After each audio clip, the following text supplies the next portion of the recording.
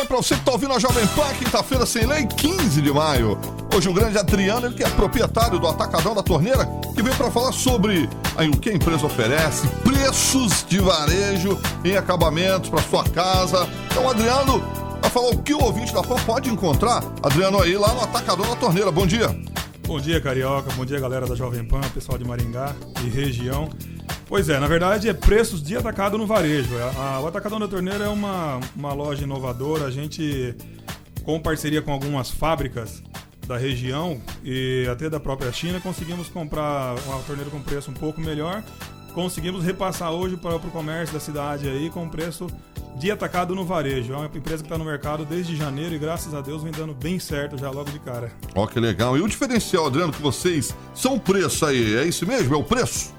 Diferencial preço e qualidade. Na verdade, nós temos hoje torneiras monocomando, torneiras de água quente e fria, que eu comento sempre com o pessoal. Muita gente da região de Maringá, ou de Maringá mesmo, tem costume de buscar torneiras no Paraguai. Hoje nós temos as mesmas torneiras do Paraguai, com um preço basicamente igual de lá, entendeu? Então hoje não precisa mais sair de Maringá para buscar torneira no Paraguai. Ó, que maravilha. Preço baixo e com qualidade, que é legal, né? Com qualidade. Muito bem. Vamos já antecipar aqui, Adriano, o endereço e o telefone pra galera conhecer lá a estrutura que é o Atacadão da Torneira. A loja tá no Maringá Velho, Avenida Brasil 6205, bem em frente ao Banco do Brasil, na esquina em frente ao Banco do Brasil. Facinho de achar. Muito bem. Tem um telefone também, né, Adriano? Tem um telefone, tem o 3024-4443, é o telefone da loja. Boa.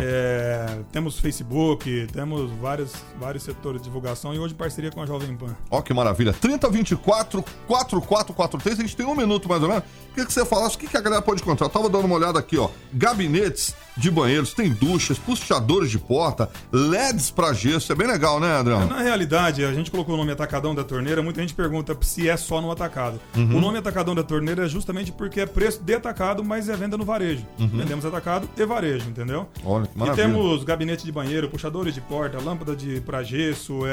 Futuramente, o Atacadão da Torneira vai inovar com lustres, papel de parede também. Então, tudo que for acabamento final da casa, nós vamos ter disponível com preços muito bons e muita qualidade no Atacadão da Torneira. Que maravilha. Tem que ir lá conhecer. Na Avenida Brasil, 6.205, ali próximo, como o Adriano falou, o Banco do Brasil. Telefone para você ligar lá para obter mais informações é o 3024-4443.